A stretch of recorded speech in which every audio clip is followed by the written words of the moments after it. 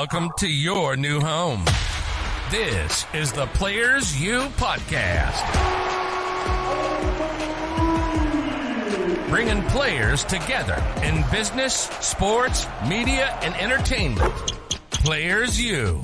For the players, by the players. By the players. Let's do the damn thing. Here's your hosts, Carthorne and Tyson.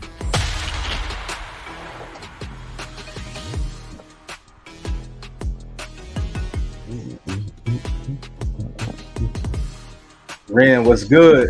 What's up with you, man? How you doing today? I'm good, man. I'm good. You know, been a good weekend. You know, hanging out, getting excited that it's, you know what, August 1st tomorrow. So you know what that means. It's that season. It's that football season, man. It's right here. Season, yeah. I've been noticing them getting a little chilly outside at nighttime. You know what I'm saying?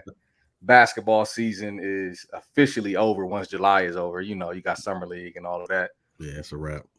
You know, not to speak about another team, but you know, we got, like we always say on every show, and I'm gonna keep bringing it up. I'm out here in Denver. We're real excited with Russell Wilson being with the Broncos. You know what I'm saying? We're gonna see what y'all gonna do this year, man. Y'all better do something. We're gonna see. You know, we Cleveland Brown fans too. At the end of the day, we know they got some stuff going on over there with Deshaun Watson. I would love to see him play. We'll let the courts handle whatever they got to handle, but speaking about that division, oof, tough division. Tough Browns, division. Steelers, Bengals, and them Ravens. And Baltimore Ravens. You know what I'm saying? So it's going to be some good football played this year, man. What we got going on today, Ren? Man, we got a special guest in the building today. It's with the Baltimore Ravens, man. So this guy is from Columbus, Ohio. He attended 4841. For those who don't know, that's Walnut Ridge High School right there on Livingston Ave. He went on to Ohio State University for 4 years, and then he was selected in the third round of the 2020 NFL Draft. Let's give it up for Malik Harrison. Yo, what up with y'all? What up? What up? My guy, appreciate you hopping on, man. Yes, sir. No problem. So yeah, we want to jump right into it, man. How's camp going? Everything all right? Yeah, camp going good now. You know, we just started up. Now the real football starts tomorrow. You know, we get the pads on, so you know that's separate the man from the boys. You right? There we go. So it's really like, is it like really just like 2 weeks of just no pads? So it's just we just did 4 practices. Oh, okay. Yeah, we just did 4 practices with no pads. That's more for as like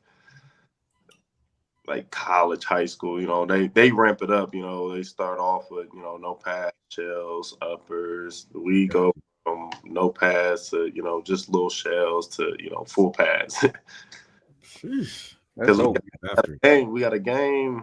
What is that? Not this Thursday coming up, but the next Thursday coming up. That's the first preseason game. So, we gotta get the pads on, sooner or later.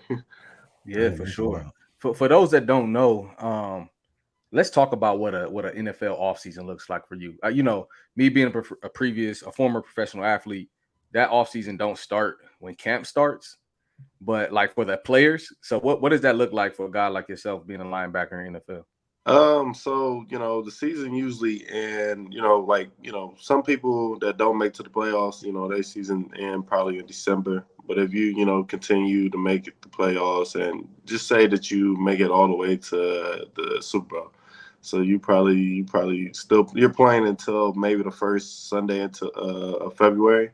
Then after that, you're really just off. Like you're free until about, I'll say, April, May, and that's when but in between them times you still go somewhere and work out and just get ready for OTAs. OTAs is just basically just an off-season program, just come in, just get ahead of things at times. So typically it'd be like, the young guys, so like, the first year players, second, third, or whoever. Some of the vets come back, but them 10+ year vets, they got their own routine. You feel me? So they're not coming back. They ain't coming back.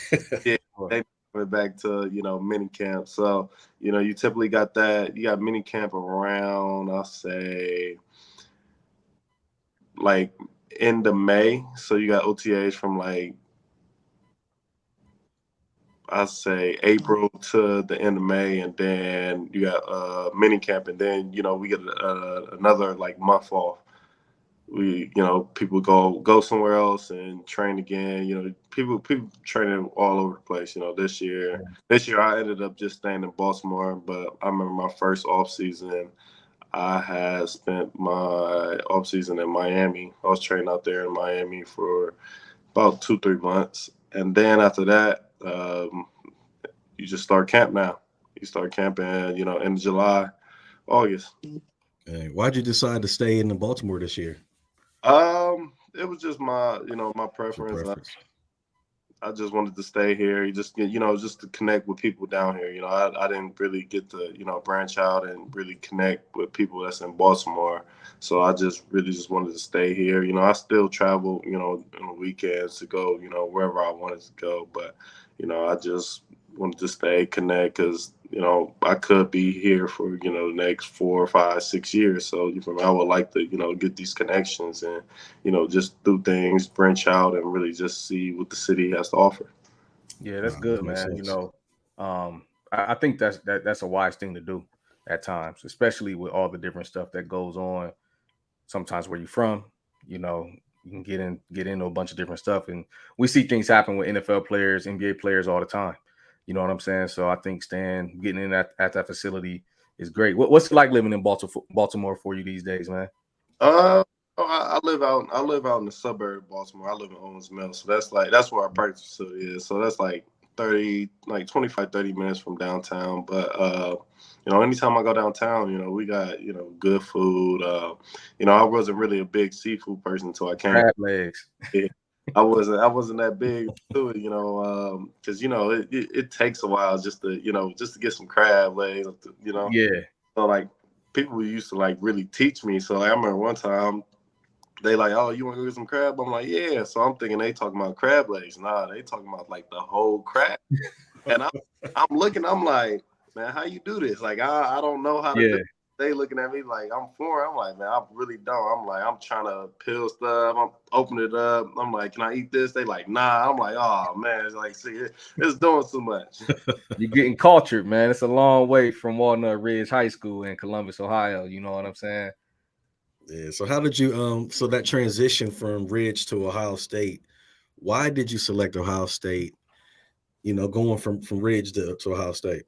I think the main reason why, first off, everybody's dream just being in Columbus is, just to play for Ohio State.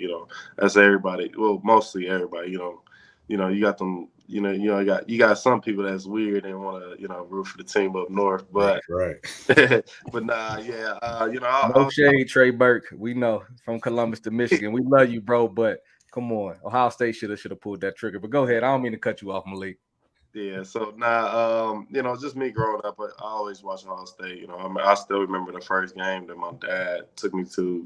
We walked from our house, so we walked from like Cleveland and Fifth to the game. Like we was just, just Father Sunday. So I always been a Ohio State fan, and like during the recruiting process, I try to, get that out my head to, so I won't be biased about, schools and anything. And I actually wasn't about to choose Ohio State. I remember my senior year after the first game, because, I was just overwhelmed with, coaches keep calling me, trying to get me to come up for visits and stuff like that. So I told my dad, I'm like, man, I'm trying to pull the trigger and go to Wisconsin. You got Rob Wood there, and you got Austin Traylor up there. So I'm like, I went up there like twice. So and I loved it. But it's a beautiful campus, yeah. And at that time, I didn't even have the offer from Ohio State. They didn't pull it until I say December my senior year. And the guy that really got me there is Coach Fickle. That was my guy. Me and him. Yeah. He was at the school like. Say I don't answer his phone or whatever he is doing at the Woody, when he get done, he's coming straight to the school. And then, Coach Maddox will call me like, hey, Coach Fickle coming. I said, man, him all day. He was like, "Oh man, you want me to tell him not to come?" I'm like, "Nah, just go ahead and tell him." So, Man. and then another reason was my dad. It'd have been easy for him to come to the game. So, if I would have went somewhere else, he would have had to take the whole weekend off. So Gotcha. Saturday mornings, he'll go to work. He'll bring his clothes to work. And then when he's getting off of work, he just goes to the bathroom, changes his clothes, and comes straight to the game. Wow. Big man. What did your dad do for a living?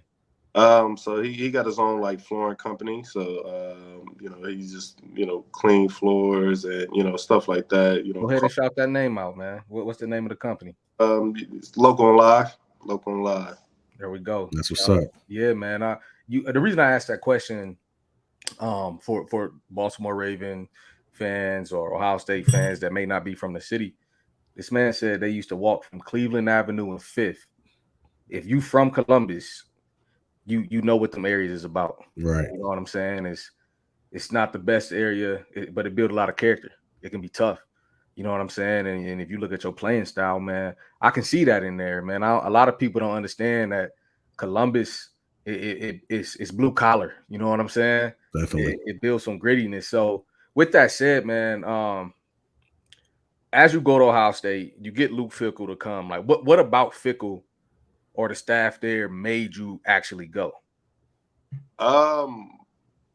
Just really being inside the building, the outside end is just going to the games. You just see what's that. But once you get into the building and you really meet the coaches and see what the culture is like, you really like start to like buy in. Like, who else like convinced me? The running back coach. What is it? Was that Stan? Huh? Was Stan there at the time? Drayton? No, he wasn't there. Who was he? No, I don't think so. Nah. Was it Tony Alford? Yep. Tony. Okay, yeah. Yeah, I remember he pulled me to the side like after I got done with Coach Fickell, because at the time they was like trying to rush me to commit, because they thought as soon as they was going to offer, I was going to commit on spot. I'm like, man, I still got time. I got to think about this. I can't just go ahead and go into a situation that it's not gonna be best for me. And then like I remember one time he just called me out of nowhere and was like, what's up, man? Like, you coming or not? And the running back coach, and we get to chit chatting, but just the culture of everybody that was in there. And then Coach Fickell, he was on me since my sophomore year of high school. Wow. Like I remember my freshman year when he was recruiting Anthony McKee. He was like I always just walk by and he was like, man, who's that guy? Like he's big, and he'd be like, man, he's just a freshman. And then like my freshman year of high school, I didn't really play. I played football, but I was like more JV, so I didn't really get no exposures or anything. Like, and then throughout high school, I didn't go to camps, and I wish that I did, go to all them, college camps or, the opening or, the U.S. Army games, stuff like that. I wish I did that just because I can get myself out there more. And like, if I had to do over, trust me, I'd have been at every weekend. I probably wouldn't have been at AU basketball games. I would have been at the camps. You know what? That's big. It's big that you say that because what in high school as athletes and parents, we don't really know. They project who's going to be the next guys getting these big contracts at these camps. Yeah. Like you said, the U.S. Army game, even senior year of college, all these senior camps you can go to. Mm-hmm. It's NFL scouts at the high school camps. It's NFL scouts at the college camps. Like even on the basketball side, it's the same thing. They're determining at 16 years old who's going to be the guys to get the max deals. You know what I'm saying? And if you're not a chosen one, almost got to be like a Damian Lillard that just comes out of nowhere and just dominates everybody so much they have no choice. But you're right, man. Those camps are very important for that. That's wild. When you talk about AAU, I remember you all played with the Warriors. Mm-hmm. Y'all was loaded, man. We had everybody. And I was who was I playing with before them? I was hopping around teams before that. My trainer. That's who I was, rocking with, the most. He had his own little team. Okay. So I was with him, he just had, just a bunch of guys from, out west on the hilltop, Glenwood, Yeah. out there just playing. He was like, man, you trying to play this weekend? And like, we'll just go out and just play in the local tournaments. And, that right there, he made me, get out of my comfort zone. Cause, Mm-hmm. when I go to play with the Warriors or, other places like that, I got a set position. Right. He stepped me out the comfort zone because, everybody on that team, wasn't that, like they was athletic, enough, they can play basketball, but, didn't nobody have a set position. So, sometimes I'll be the point, sometimes I'll be the 2, 3, 4, whatever, so he helped me step out my game by just, doing that, let me play whatever.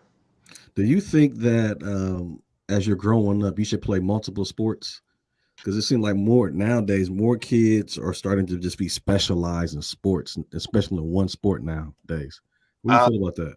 Me personally, I think the more sports you play, the more is better, because I played football, basketball, and I ran track. So, that's a good resume just off, just college coaches, just like seeing like, all right, he's not just one, like, one sport guy and, he can do this, he can play football, he can play basketball. Like when they was looking at me football, they was looking at my basketball highlight tape. They was like, oh, he's this athletic. Like, you can see the athleticism on the field and on the court. And then the track, I feel like everybody should run track, just because you're not taking a season off. And then you're not taking the season off, and then you're working on your running, you're working on your speed. You're like I feel like track is like a individual sport. Like if you do individual drills, individual events,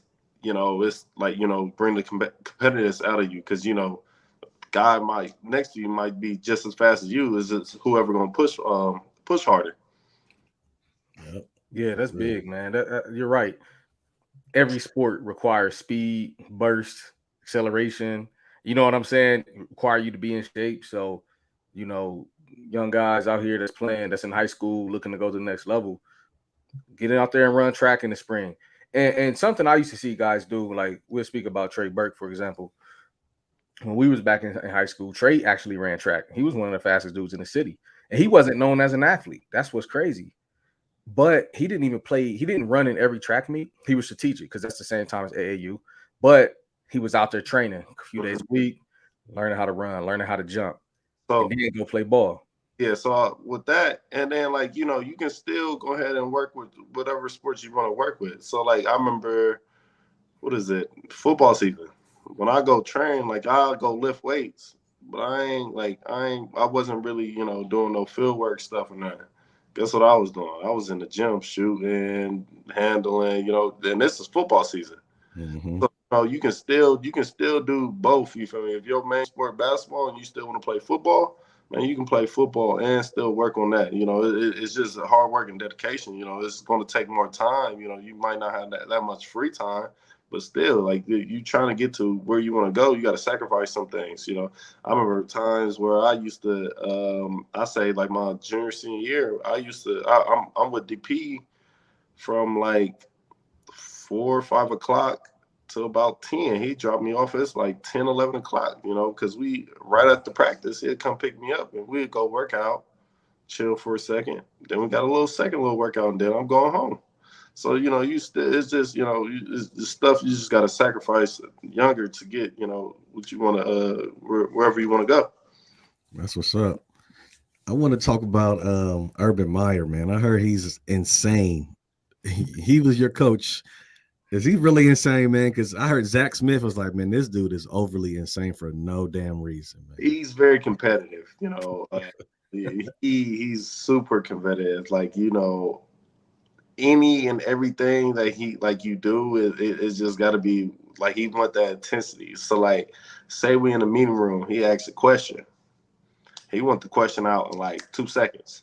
If you don't, he can be like, come on, snap your finger. He's trying to, get you rattled up. Like, sometimes I used to be like, I ain't gonna lie, I used to be scared, like, for him to answer, like, ask me a question, because I'd be like I know the answer, but like, how intense he'll say it, and like just he'll say it out of nowhere. It's that pressure. Hey, this. And then he'll like snap, like try to get like hurry up, come on. And like so he's on edge 24/7, like 24/7. You know, he's a great coach. You know, I learned a lot from him. But yeah, he's on edge 24/7. Yeah. Now, you say Urban Meyer is really intense. How is Harbaugh? Same way, to be honest.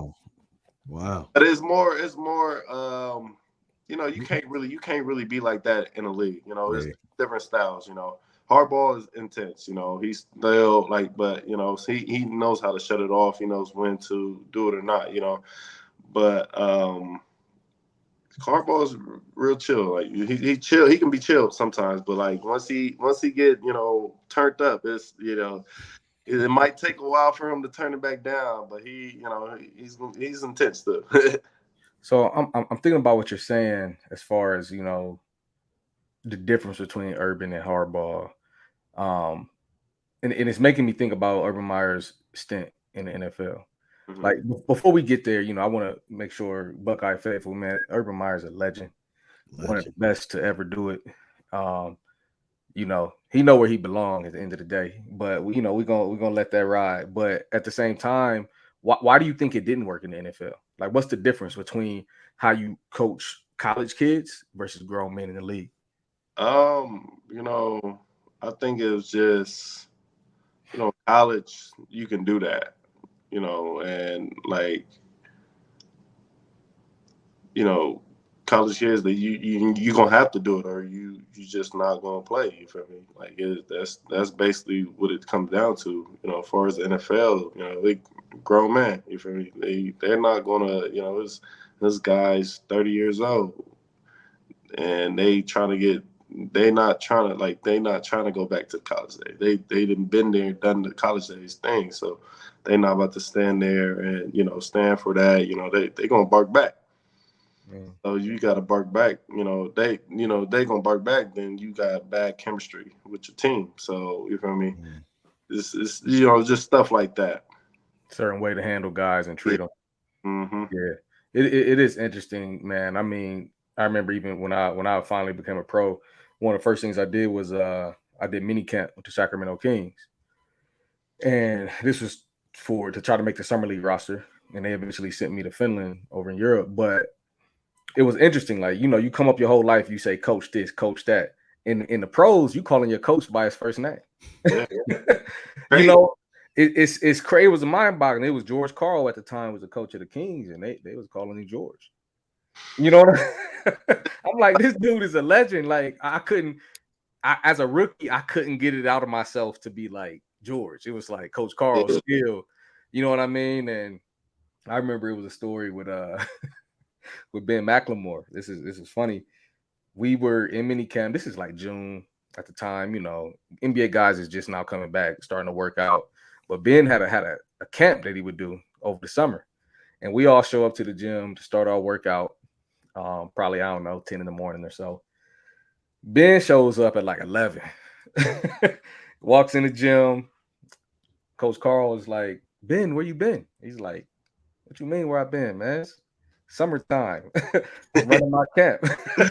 He like, well, go ahead and get yourself ready, man, and we'll wait on you to get started. Now, I'm not gonna say that's the right thing to do because it builds bad. For a young team, that's not the best thing because you need to be disciplined, and it shows why they maybe don't win. Yeah. But at the same time, I'm like, you in college, that would never happen. Oh no, not at all. Never happen. You'll be running stadium stairs 5 in the morning for 2 months. You know what I'm saying? Like, but he was like, we'll wait on you, Ben, and we waited. Ben got warmed up, got his shots up, and then we got started doing everything else. But it's just like them contracts matter. And he was at the time, he was a young draft pick, so they didn't want to make him mad. Yeah, exactly. You know, it's different. But something me and Rennie wanted to know while we on the topic of Ohio State. What makes them elite year in, year out, man? Because I know y'all played in what y'all beat Clemson. Was that 2019 in the college playoff? Yeah, they lost to Clemson at 19. They lost to Clemson. We lost 19, and we lost my freshman year. Same bowl game. Yeah, that was my freshman year.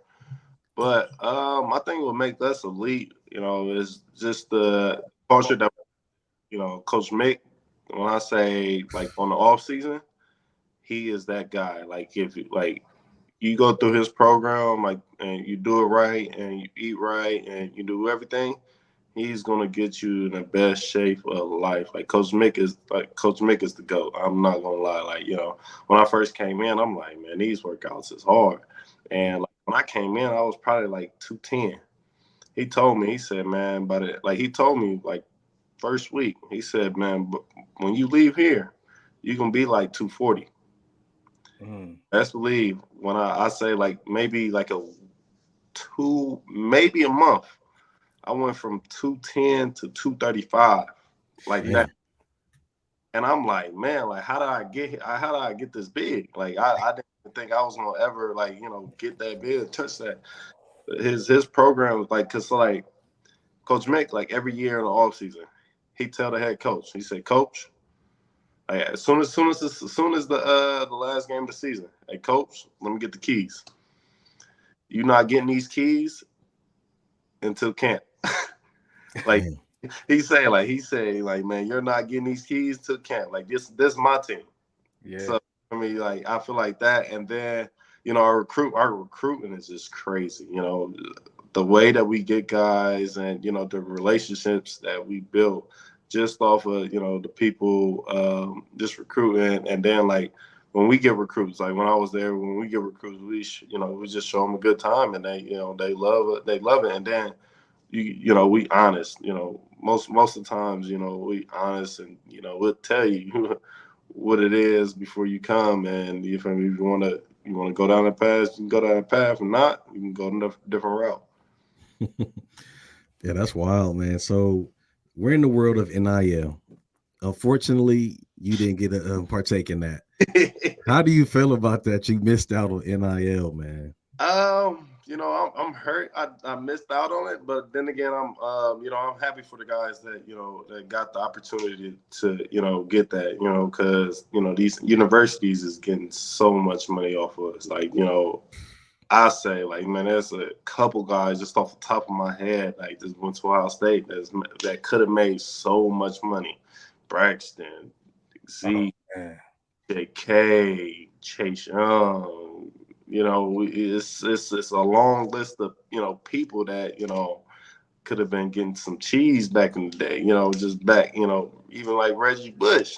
Yeah. Maurice Claret. Like, you know, Maurice. Imagine that. It's a lot of people that, you know, just off of their name, they didn't gave the university so much money. So like, you know, why not, you know, pay the play the players. You know, at first I had some doubts in it, just because I didn't think that, you know, the player, like the students or players would, you know, take the game serious anymore. Right. You know, because, you know, college is like, when you playing for a reason. Like, you know, it's either go to the playoffs or you in a little bowl game. So you feel me? I didn't think that, you know, at first I didn't think that it was a good idea, but then once they did it, and like they still competing, I was like, oh, this is, you know, good, because like it's basically like the NFL.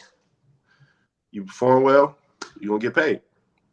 So NIL, Thanks. before, you're gonna get some deals. So I feel like it's the same, and it's preparing them for the NFL. Yeah, you know, it's so much to unpack on about the NIL from my perspective, man. You know, end of the day, here at Players U, our platform is to educate, you know, players, unite players in sports, business, media, entertainment. And there's a couple things I want to say about NIL too, because I definitely believe in the NIL platform. The jury's still out on what the effects will be. It's probably gonna take us 5-10 years to really know. Yeah. But there's a couple things for me. Like you mentioned guys like Braxton. Braxton would have changed his entire life in college. I mean, there weren't too many. He was Reggie Bush Yeah. in the Big Ten during his time. And then, you know, it takes me back to Maurice Claret. Like, for those who don't know what NIL is, it's the name, image, and likeness deal. So previously, before this came out, when you would sign an NCAA contract, scholarship, you were signed over your rights to your name, your image, and your likeness. That if that doesn't sound like a slave deal, I don't know what does. Like you no longer own your image, your name, or your likeness on anything. Right. But it makes me think about Maurice Claret because, I mean, at the time, the two best athletes and biggest stars in the world were LeBron and Maurice Claret. Yeah. They're both coming out of Ohio, and obviously we know the story with Claret and the things that happened and some of the trouble he got into. But just imagine if this guy is bringing in 1 million, 2 million a year, 500,000 a year. Do you still go out and potentially rob somebody? Do you get yourself involved with people you shouldn't be involved with when you're making $1 million? That changes things. And for me, you know, Tyson, we always talk off air, but it's Maslow's hierarchy of needs. Right. There's a line. Everything below that line is poverty. You know what I'm saying? Violence, you know, whatever, welfare, you know what I mean? Needs aren't met. Everything above that line is creativity, prosperity, success. You know what I'm saying? Like everything that you want to be and to strive to be and all the things that are inside of you are above that line of needs. And I personally think that with more athletes' needs being met because of these NILs, I think we're going to see guys perform better. You know what I'm saying? Because imagine, Malik, if you had a team around you that you got right now in the NFL as far as like strength conditioning coach, recovery, being able to eat right. If you actually invest this money in the right places, you could have been 2-3 times better in college. You know what I'm saying? Yeah. That's what I think the power of the NIL can do. Now, I still think athletes should get paid because a dude that plays football at Youngstown State that's talented enough to go to the NFL, he ain't getting no NIL deal. There's just not enough money around. You know what I'm saying? So I think the NCAA needs to do right by the players and do more for the NIL. Do more for the everyday athlete. But NIL is a great start for sure. Yeah, it's definitely a great start. Yeah, we just want to continue to. I hope they continue to build off of the NIL and continue to grow it. I still have a little backlash to it only because I just see some athletes taking advantage of the money, but then being, you know, not taking care of business on the field. Because some of them got these egos where they be like, I don't care no more. I got 5 million right here, so I'm just gonna do my thing, and that's a difference. But you know, I love it. It's a great opportunity for these young people to build their family wealth. Man, this is generational wealth that they can help. Yeah, and just having a team around them to hope they're doing the right things with the NIL money. So Malik, I wanted to ask you, you know, as you're going into this your third year, right? Yep, going into my third. Going to your third year, are you starting to build your team and getting ready for, you know, your business opportunities? Just being ahead of, just being on term of what you got going on next with your life and after basketball. I mean, after football. My bad. Yeah, definitely. You know, I'm you know, just talking with my team now, you know, I'm thinking of, you know, building more up on my camp. You know, this year was my second year doing my camp. Okay. You know, so I was thinking about doing something, you know, something bigger than, you know, just one day. You know, I was going to do like a whole weekend of, you know, just things where, you know, I do like either a fundraiser or, you know, we just go out and do a little flag football or, you know, just bring, you know, positive vibe to the community. You know, I know that, you know, the campus, you know, is doing that, but, you know, I want to do just branch out and do bigger things. And then, you know, another thing, I, you know, just want to, you know, just get out my brand. You know, I'm thinking I already got my logo. You know, I've been had my logo since, you know, I say my rookie year. And in my rookie year, I just haven't, you know, really, you know, went forward to it. You know, I'm taking my time because, you know, I don't want to put out something that I'm not ready to, you know, ready for yet. You know, Right. so. And, you know, in the next year or two that I, you know, I'm gonna have some merch coming out too. So, you know, I have some ideas of what am I doing, what I'm gonna do, but you know, it's coming in like the year or two. That's good, man. That's big. You know, it's as you can see on the screen. You know, we hear that 70% of athletes go broke within a couple years of retirement. You know, and that's a crazy stat. And I think sometimes people misunderstand that statistic because most of the guys that make it coming from these inner cities, Mm-hmm. Who's a person in their family that touched $1 million, don't know how to manage that, or touched 300,000, don't know how to manage that, and you get it at a fast time.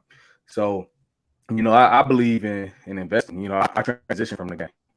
You know what I'm saying, and made a successful transition. I think investing, whether it's stocks, real estate, life insurance, whatever, is important. You know what I mean? And if you can do that while you plan and let that automate itself, and learn yourself. Don't just give it to somebody.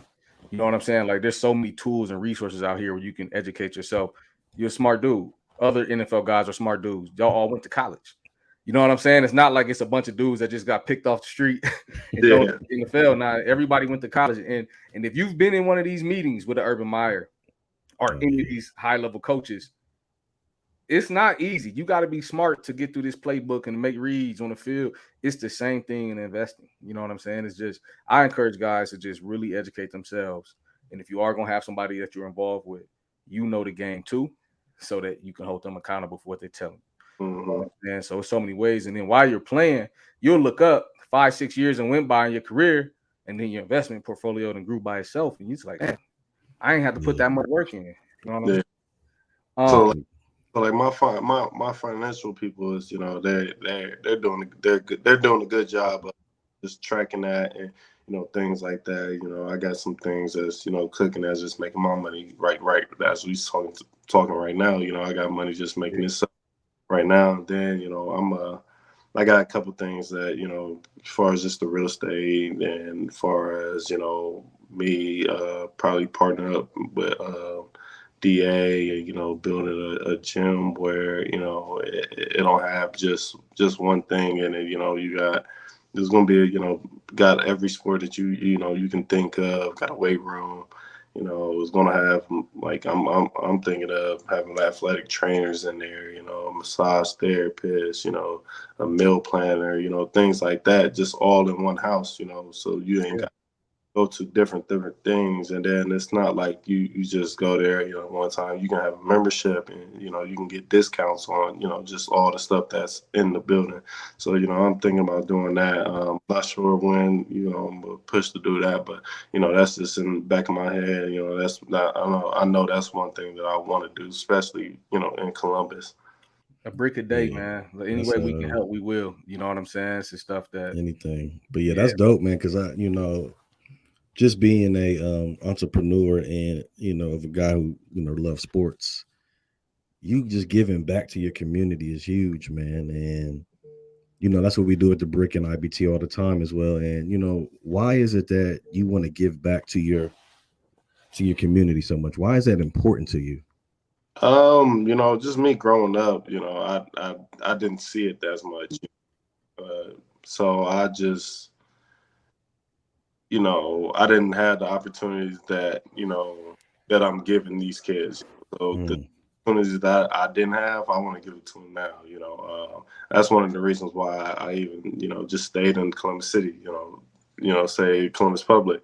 I just wanted to, just give hope to the city, just because, it's a lot of kids that's from, Columbus City, and, they just give up just because they're not getting looked. Like, just me doing it and, like making it all the way that I'm here. I still get people that, I went to high school with, like, they didn't play no sports. They didn't do nothing. Like, they was just, going to school, and they see me grow and, make it this far, and they will hit me up out of nowhere and be like, thank you.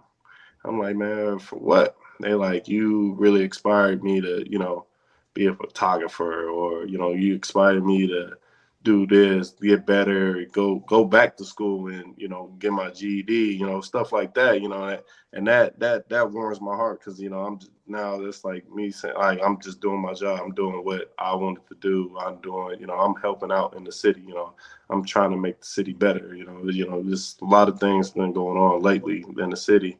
And it's not good, but just having that that other side that I'm trying to bring in, is always good. That's big, man. That's real huge, to be honest. And speaking of that inspiration, this is something I want to ask. And I feel like every kid that plays sports in high school wants to get this feeling that you had. let's talk about the feeling of getting drafted on draft night in the third round by Baltimore Ravens fans. Talk to us about draft night a little bit. So, I say draft day. When I woke up, I was nervous. Like the whole day, I'm like my heart is pounding. I'm like, man, no, actually, it started to pound like first round. I got first round. I know I went first round. But, second round, like the second day was third round. So throughout that whole day, I'm just like my heart pumping. Everybody calling phones. I'm not talking to no one. I'm not talking to nobody. So right that time it was over here. I was gonna have a big part of that, but I couldn't do it. So I was, Airbnb, and I had my just my close family. So the whole time, like I'm sitting down on the couch and I'm not talking to nobody. I got my phones propped up, just waiting. Like I'm just like anytime I see my phone light up, I'm hurry up and grab it. I'm watching TV and nervous. I'm like get mad sometimes because there's some guys that went in front of me. I was like, man, I thought I was better. I thought, you feel me, but it all works out. But it will start to get towards the end of the third round. So after I think it's 10 something or 100, and then third round is over. I got picked 98. Yeah, and I seen that my phone call. I'm like, well, during the whole thing, my dad like, man, you wanna go take a walk? I'm like, man, I'm staying right here. Like, man, I'm not moving. I'm not eating nothing or nothing. Like, I didn't eat like the whole draft. Like, I wasn't even playing. Like, everybody like, oh, what's up? I'm like, what up? And I'm looking straight ahead. Like, I was so nervous. But when I got the call, it was like Baltimore number. I'm like. So the crazy thing is, I didn't even talk to Baltimore. I didn't really even talk to Baltimore throughout the draft process. Like they called me, a couple times. I had an interview with them a couple times, but really like the people that was really calling me and everything was LA and Cowboys. So, but I seen the Baltimore number. I'm calling, I'm like, look, and then I looked at the screen. I'm like, oh, they like 2 picks down. So then I called, they like, what's up, Malik? I'm like, what up? So you better be a Raven? Man, I just started breaking down crying right there. Wow. Yeah, that's big, man. That's big. I know it had to be a wonderful feeling. Man, it was. Then I had everybody, close friends, they just talked. And like first they Cleveland. Because Cleveland. So the pick came up. I'm still on the phone. I didn't even tell them like who it was, so they don't know. Like I'm still talking to all the coaches. I talked to the GM first, head coach, DC, and then my linebacker coach. So these was just all back-to-back calls. So I'm on them calls, And then Cleveland, they're like, oh. I said, nah, everybody, it's the next one. That's what's up, man. Dang, that's wild. Quick question: what is the questioning process when they question you, when they ask you questions? Is that a difficult process? Is some weaker questions that you receive? You said the questions. Meaning when the teams interview you, when you go for an interview with teams, is that kind of weird? When you I think that's when the combine. So combine, like teams can have like a formal meeting with you. So when you get the formal meeting, you got everybody in there. You got all the coaches, like every coach in there, and you on there, and it's just you, and they just all looking at you. So some I heard some was like some meetings was weird just because they trying to get a reaction out of you. Right. So they'll say little smart little comments and just see how you react, because they probably heard some things and want to see if it's true or not. Right. So throughout my interviews, I didn't have nothing really weird. Like there wasn't. I didn't get no weird questions or stuff like that. So I'm happy for that. that I ain't get none of that. You know, it was just, you know, asking little things that, you know, happen in college and stuff like that, chit chat, and they make you stand up right on, write your favorite coverage or, you know, stuff like that. Okay. What is it? So after the draft process, you get called by Baltimore. What does that look like? Did you immediately go straight to Baltimore, start working out, meet coaches, or how does that work for you? So usually like so my I was still in the COVID year, so we couldn't report. So we didn't report until camp. So I didn't have rookie mini camp. I didn't have OTAs. I didn't have I didn't have regular mini camp. So I didn't have none of that. So like how it's really supposed to be, as soon as you get drafted, I think that either that next week is rookie mini camp. So they come in, it's all the rookies, and you know, they do the rookie mini camp. And then I guess you get like they get like a week off, or we get a week off, and then you got to come back for OTAs. So then after OTA is the mini camp and it's regular stuff. So like with me, so we didn't have none of that. So what they did was we had like an off season program, but it was virtually. So for like a month straight, they sent out workout gear like bands, step ups, medicine ball, you know, just stuff that we can work out with at home. Because, you know, people didn't have no gyms or they couldn't, you know, go to the gym because our schedule was like from 7:30 to like 5 every day. Dang. So we had That's interesting, man. we had like everything was on Zoom, meetings on Zoom, workouts on like we had workout. So we'll work out like doing push-ups, stuff like that, and then we'll have 15 minutes to go find the field. So then we go find the field. You gotta have a tripod watching you run and everything. So they're watching everything. Dang. Yeah, that's interesting, man. Coming in through COVID, like just everything changed for everybody. So how you're in the NFL, man, playing linebacker position. What was it like that first time you lined up across Lamar Jackson in practice? Oh, so I did was run away. So what they told us that like our coach told us, he said, yo, don't mess with the church money. If you got a clean way in, just veer off to the right. Don't get near him. Don't touch him. Don't do nothing. Because if you do that as a rookie, man, you might be cut the next day. You hurt, man. It might be, you know. But Lamar, oh my, he is a freak athlete, man. I've never seen nobody move how he moved, how fast he is. You know, just little things that he do, and I'm like, man, this is crazy. Like I'm with Lamar Jackson. Like that's my quarterback. And at the time, we had Lamar, we had RG3, and we had Trace McSwirly.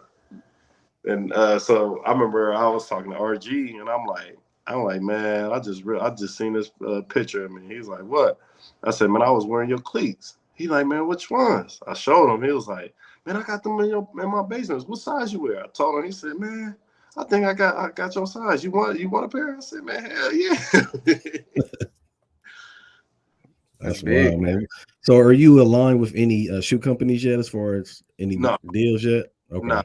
You know, most of that got shut down because of COVID. So, you know, really didn't nobody but, you know, like the big time player, like the, you know, first rounders or, you know, stuff. Really first round offensive guys really got, you know, all the shoe deals and stuff like that. Yeah. That's what's up, man. Well, you know, we got a couple more questions, you know, kind of tailored towards just y'all season with the Ravens, man. I think something big for our listeners, you know, whether it's guys at Ohio State or in high school or just in college playing somewhere. What does it take to make it in the NFL and play at the highest level of football, man? Day in, day out. I say you just got to be a pro. You know, I feel like I learned that early just because I had guys in front of me that, was like had some years in the league. So, when I was in the building, I used to, just see what things that they would do. I would like ask some questions and, see what their routine was. Cause, I didn't have a routine. I think routine is like, if you build a routine early, everything else is just going to, fall behind. Like at first I didn't have a routine. I was just doing things like, I saw say like my first couple months and, really being around the guys and everything. I was just, just taking notes and just seeing what they do, how they warm up, how they recover, what do they eat, how do they study, what do they see in the offense? Like, what are you looking at? So I used to, ask that a lot, just ask some questions. And then you just gotta, just hard work and dedication. Like the field, you got to, be in the NFL, but now you got to work twice as harder, because guys is just as good as you. Like there's no slouches in the NFL. Like they're there for a reason. Like, you got teams that, go on win whatever, but they still in the NFL for a reason. Like ain't nobody gonna, pick up no guys that's, slouches, that's, lazy, or anything like that. So everybody's just as good. So you just gotta be either a step, smarter than them, or you just gotta be, you gotta just know what you good at, knowing your strength, knowing your weakness, get your weakness to be your strength, and, stuff like that. And just That's what's up. What can we expect from the Baltimore Ravens this year? In 2023 season. We gonna make the playoffs this year for sure. For sure, gonna make the playoffs this year. Everybody healthy. Once everybody get healthy, I feel like our team is unstoppable. Even last year with I think we was like 8-3 at one point, and then lost the last 6. We lost the last 6. Just off of injuries, stuff like that. But the team that we got now and the pieces that we had gotten to draft, I feel like we can be unstoppable. We got a lot of young guys that came in that can make a big impact. And then we got guys that's in my class that it's time to step up. And I feel like people in my class, this is our time to shine. So it's me, PQ, it's a couple other people that I feel like just gonna take that next step and make it our team, and we just gonna take over, do what we gotta do. That's what's up. So you got how is it playing with your teammate from O State, man? And is Ohio State football really a brotherhood when y'all see each other? Is it real love? Oh yeah, definitely. It's always real love. Like me and JK, like every time we see each other, we got this little thing where we just pose and be like this, like that's how we say what's up. But like I still remember the night that we got drafted the same night. He got drafted in the second round. I got drafted in the third. Wow. As soon as I got drafted, after I wind down and talked to everybody, did the little media stuff, I called him immediately. Man, we was so happy because like over there, it's really low key Michigan based. Yeah. I know. So now it's just now knowing that you got your brother from college is better. Just the transition is better because you got somebody that you can talk to. Oh, that's dope. That's dope, man. With the Ravens, it's family based. Like it's all love. It's not no hating or anything like that. Like I was shocked. I remember my first time really in the building, and Lamar said my name. I'm like, how you know my name? Like I was just shocked. But it's family based over there. You got other teams that sometimes the vets don't even talk to the rookies. Like they don't give them advice or nothing. So, damn. How's your other teammates doing around the league though? They solid? Everybody good? We still got our like our 2016 group chat. We still talk.